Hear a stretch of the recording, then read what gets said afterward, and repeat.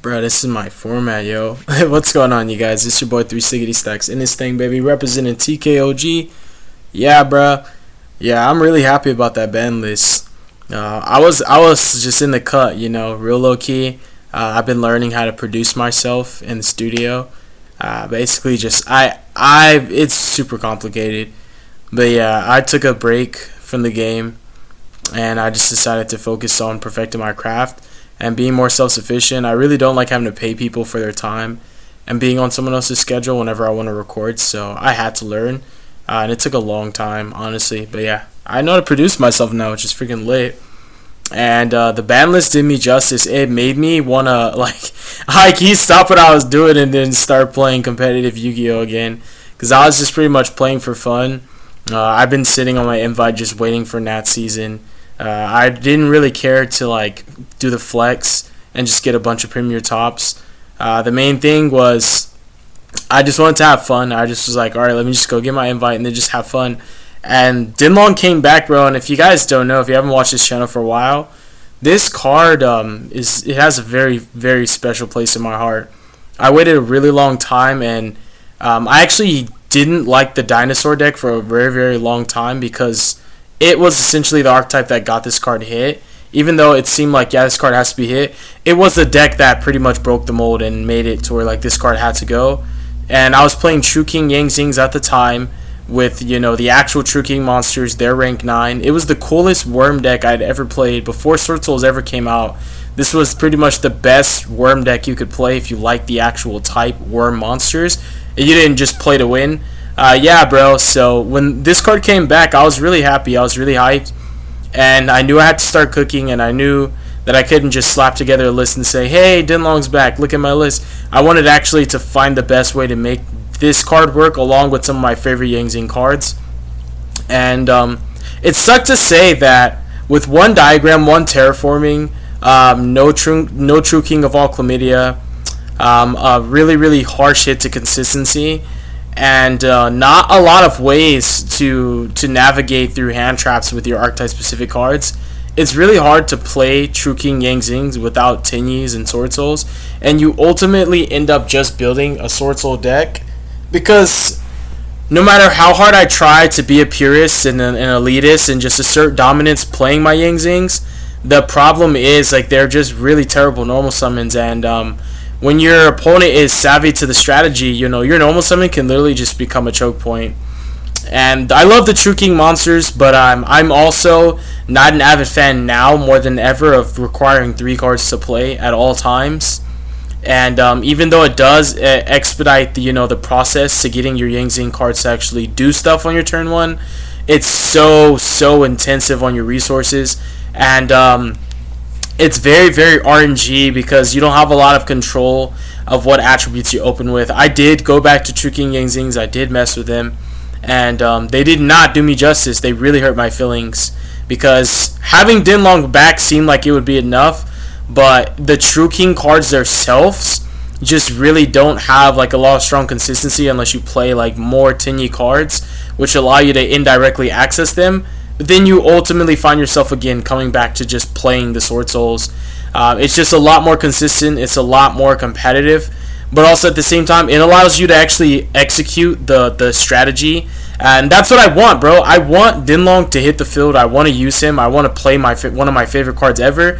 But the problem is, if I'm playing a deck that has so much trouble getting to one of the key cards of the actual archetype, then it makes me feel like I'm doing a disservice to myself by even trying to force it to work. Because while it's fun, it's not that fun when you can't summon Denlong all the time, and this deck is able to do it better than any other worm strategy out there. And I definitely want to keep it in the family. The Yang Zings were created by Constellar Sombre, who is, pretty much one of the OG goats of the Hidden Arsenal lore. And that's what made me love the Yang Zings, because the Constellars were my favorite monsters for a very long time. Sombre created them, and I fell in love with the Yang Zings. And yeah, I'm crazy. So this is the list, you guys. If you want to, just look at it, screenshot, and leave, you don't have to sit here and listen to me talk about anything, Yu-Gi-Oh! Related or not. You can just look at the list and say, hey, here's Stack's list. I don't have to listen to him. I can just skip the video and be done with it. But yeah, so I normally have my going second cards organized first. But the way the deck functions is it's very interesting because Sword Souls indirectly are not that they're not that susceptible to a lot of hand traps. And more specifically, I want to say this deck plays through cards like Ash and Imperm extremely well. It can play into Droll, but you always get a really potent search before Droll is able to resolve. It has countermeasures for a lot of low impact, and the only true blowout that can prevent you from doing anything, making a board at all, would technically be Nib, but you have so many ways to play through it, around it, setting up the Chow Fangs, setting up your Barons early. Yeah, it's just really crazy. Honestly, the deck is very, very powerful. I think it's the most competitive variant that utilizes Denlong post-ban lists. That is a worm archetype. That was the only thing that I didn't want to do, is I didn't want to leave the family, you know. So yeah, you guys, I think that the format didn't really change. It almost feels like every deck got a slap on the wrist. Cash, I think, is still prevalent. I still think that it's crazy enough, Super Heavy Samurais, and also one of the cutest decks ever, Perlary. Yeah, bro, I just don't see those decks going anywhere, and I don't see Branded going anywhere. And I honestly don't see the format changing as much. I just think that it's just the same decks. They're just super power crept. Well, not power crept. They're super neutered to the extent that nothing's at its full potential. And then you have Naturia Runic still being a thing, and just Runic decks in general. But when you look at Sword Soul, out of all of the competitive decks, Sword Soul and Branded, which is super funny because these decks always do this. Every format, these decks are such douche. Like, bro, like these archetypes are so mean, bro. It just doesn't make sense where, like, you can literally be in and out of formats, and other decks can just get slapped or just absolutely destroyed in the ban list, and then you just, like, creep up. Always in the DMs, bro. So, yeah, Sword Soul and Branded, I think, are the most complete decks. Next to, I want to say, Super Heavy Samurai, but I feel like Sword Soul and Branded really didn't lose anything at all. Branded just is doing the same thing in a different way. So these are the most complete decks of the formats. I feel like they haven't lost anything. They've only gained more, especially Branded. So I personally also have more fun playing these decks. So yeah, you guys. I guess we'll start with the starters. And like I was saying, the reason why we didn't just flat out throw going second cards in the first portion is simply because this deck is already so strong at going second. Interacting, you have to have a certain quality of interaction tailored to stop this deck. And this is a deck where you'd rather prevent it from happening than break the board, because with having, you know, access to Denlong now, having Blackout and also 9 Pillars to solidify a board where you've already executed exactly what you wanted to do turn 1, it makes it really hard. And this deck now has countermeasures to cards like Dark Ruler. It's even less susceptible to Talents and Thrust than it ever has been. Talents and Thrust used to just absolutely wreck this deck, and now it makes it even harder for the boards to be broken, but it's also really hard to prevent it because of these cards right here. You have so many ways to do the same thing. And naturally, if you have a hand with more than one play starter, your opponent has to have 3 hand traps to stop your turn completely. Just an example, just Moye resolving by tributing its Heavenly Circle tributing Moye to stop an Imperm not only causes the Imperm to fizzle, but it now means that you're going to need a second hand trap to be able to stop the Chi Zhao. And that also means that on top of that, the Chi Zhao still being there is a problem. The card you draw is not even going to matter because you pretty much 1-for-1 your opponent. When you think about it economically, yeah, you're not going to draw right now, but the fact that your opponent will stop a card like Chi Zhao from resolving but still have to do it then on their turn, it effectively means like you've played through 2 hand traps and put your opponent on. Now you need 2 engine pieces, 1 to play through Chi Zhao and 1 to actually play. So I like the way the deck works. It's very mid-range when you need it to be. I do some really funny stuff with this deck. I do actually synchro on my opponent's turn. I did mess with different Yang Zing targets. I liked the fact that I could make Baxia on my opponent's turn, but I didn't want to commit. It's good against trap decks, but at the same time, leaving open and susceptible board that's just pretty much your tunnel vision into, I just want to synchro because I want to use Yang Zing effects on my opponent's turn. Don't be like me. Don't go through that trial and tribulation. Play the deck correctly, play it efficiently. Make sure that your turn 1 combos are always providing countermeasures for the hand traps that are the most impactful. and at the same time respecting what your deck loses to. So your board's naturally blind game one. You shouldn't make a board that specifically is tailored to a certain deck, but rather instead you should make a board where you know that it's giving you countermeasures for the cards that can absolutely destroy you. Because if you didn't get hand trapped, the next thing that should be in your mind is what blowout actually can break this board. Because there's not a lot of engine. And now, even more so than ever, the fact, and this is just crazy to me, the fact that you actually can level modulate even more so, and you can actually make a Chow Fang not just with lights now, but you can make a Chow Fang with earth, which is really, really insane. To me, it's a big deal, and I'm not going to show you the combo now, but also it does require for you to sacrifice. You actually have to sacrifice 2 disruptions to commit to a Chow Fang. But the fact that you can make Chow Fang for light against decks like Drytron and any other light strategies, but also to be able to make Chow Fang with any attribute, it's all in the combo sequence, the same one. It's just what brick do you want to play. So essentially, you do have a turn 1 combo that can lock any deck out. And I like to think of decks like Naturia, think of decks like Goki, think of decks like Super Heavy Samurai, and then, decks like Drytron, where they're all mono attribute. They all just play the same attribute. All their monsters are the same attribute. It's really detrimental when they cannot even activate their effects in the first place. So you actually do have essentially FTKs, and a deck like that cannot play cards like Dark Ruler or anything like that. So it's like if they don't have like the blowout that would be like a kaiju or a way to kind of like out the Chow Fang with non-engine, it's really problematic. And it's also even more problematic when you're able to bring it back, which is really, really clutch. So I do like how this deck gives you so much coverage in the format right now. It has boards that are essentially unbreakable, and there's nothing really broken about the deck. I guess the Yang Zing aspect really does give it the over-the-top kind of power that you're looking for, but it's also just super consistent. It's very, very resilient. It's always been pretty good at playing through low impact, and now more than ever, it's able to play through high impact even more. The only hand trap that actually bothers you, and I mean bothers you like you'd rather them not have it because you don't want to deal with it, is Droll. And it depends also how you get Drolled, because some hands are so strong that you're able to draw and search before you even get hit by Droll. And when you get hit by Droll, it now means that your Denlong is not going to search, but your Denlong's still going to dump, and you're going to use Denlong to synchro climb and do more crazy stuff. And it just gets super out of hand super quick. So these are not only engine pieces, but they are going second cards. And this deck has been so powerful with breaking boards from the initial inception because of Baxia, Yazi, and now just being able to utilize your SWORDSOUL cards to access your Yang Zings, being able to use your Tinyis to access your SWORDSOULs or your Yang Zings, and even being able to use your Yang Zings to access vice versa. Now more than ever, even cards like just all Tinyi hands allow you to bridge into your entire deck. All SWORDSOUL hands bridge into your entire deck. And a lot of your engine, even cards like Vishuddha and Shatana, these cards are actually really, really good going second. All of them. Like, one of the most funny interactions just with the Tinyi cards alone is just the double pop-off Shana and Monk with Shaman. There's a lot of stuff that this deck's engine can do for you. And it really, I feel like its ceiling is not the highest in the format, but it has the mixture and diversity for coverage for what it lacks, coverage for what its weaknesses are, and then blowouts for the best decks in the format. And then also at the same time being able to play so much non-engine while your actual engine is also so powerful with breaking boards.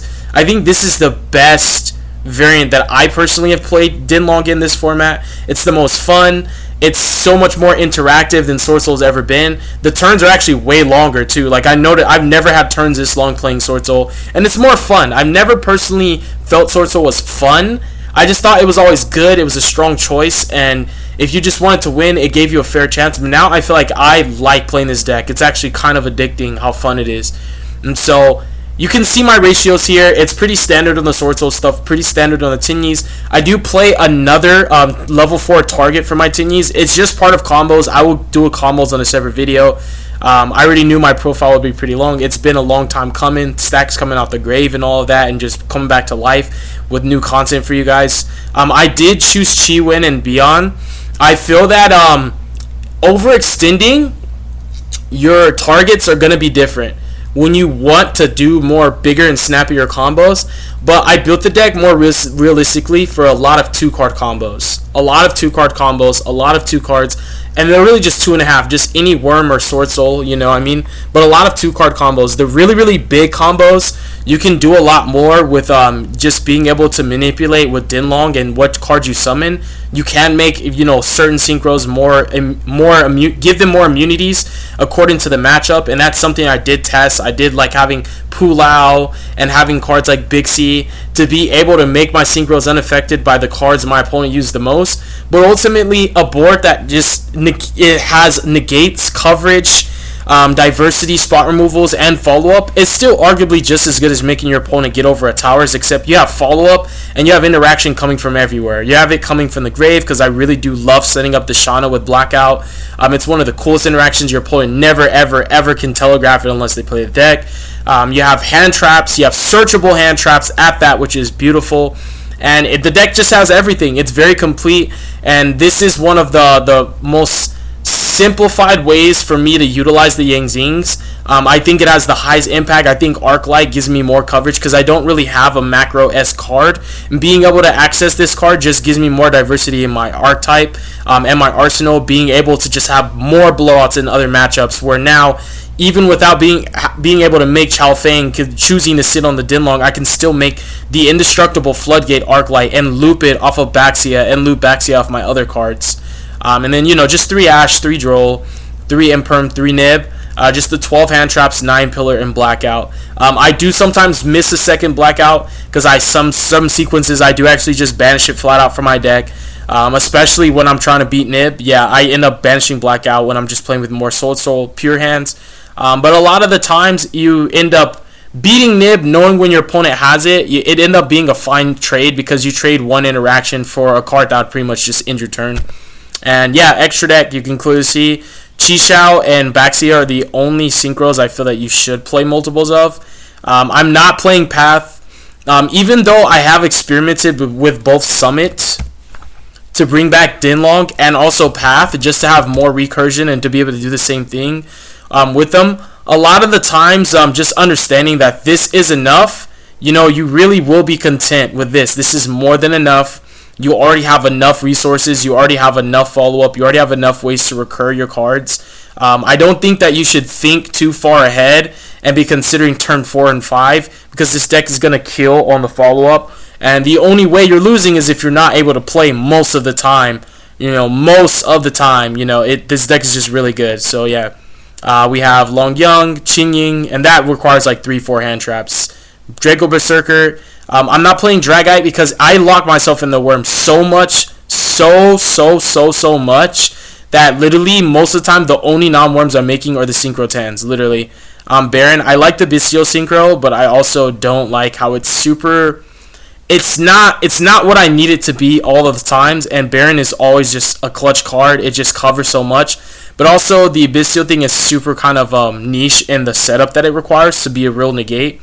Chao Feng, Yazi, and to this day, I still think Qin Ying is the best Synchro 10 this deck can make. It is very hard to outclass this card in a lot of scenarios, a lot of game states. This card just wins. You know, this card wins almost every single one of my duels whenever I have to clutch it. Yeah, Qin Ying is just ridiculous, you guys. Arclight, and then, you know, double Monk and 1 Shaman. Thank you guys so much for watching this video. God bless you. Make good choices. Don't hurt your brain cells. Stay tuned for future content. Hopefully you guys enjoyed this. Yes, I am making content again. Yes, I am sorry that you guys had a drought for so long. But understand, like, there's so many facets to my life. And Yu-Gi-Oh! Is not everything at all. It's not even the thing that I actually value the most, you know. Like, outside of God and my kids, you know, music is pretty much the most important thing.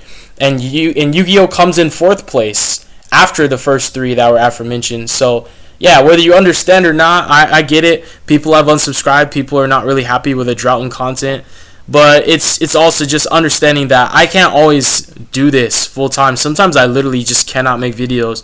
Because outside of working, now I have a second job, so I'm working 2 jobs. Outside of working 2 jobs and making music and getting myself copyrighted, getting my BMI, going to shows where I'm watching a DJ because I'm learning how to DJ too. You know, it's just understand, like, not everybody can like, I feel like a lot more people are able to do it more than me, because they don't really have any other dimensions to their life. You know, they're one dimensional. Yu-Gi-Oh's everything. So you have people that can go to every YCS, they can go to every event, they can make videos every single day, they can play Yu-Gi-Oh all they want. But for me, Yu-Gi-Oh is not my only gig, and it's not my most important. And I love the game, and I always will, and I will always make sure that I make content. But at the same time, you gotta respect my hustle, bro. Like, I gotta eat, and I gotta do what I believe is right for me, ultimately. And by me putting my dreams on the back burner, you know, just to try and force myself to keep making content when I know that there's something that I really, really want to do even more, and my heart's calling it, yeah, bro, I got to. So hopefully you guys understand. If you don't, you don't. It don't matter, bro. God bless you. Make good choices. Don't hurt your brain cells. Stay tuned for future content. Yes, I'm back uploading. Thank you guys so much who actually stuck around. Peace.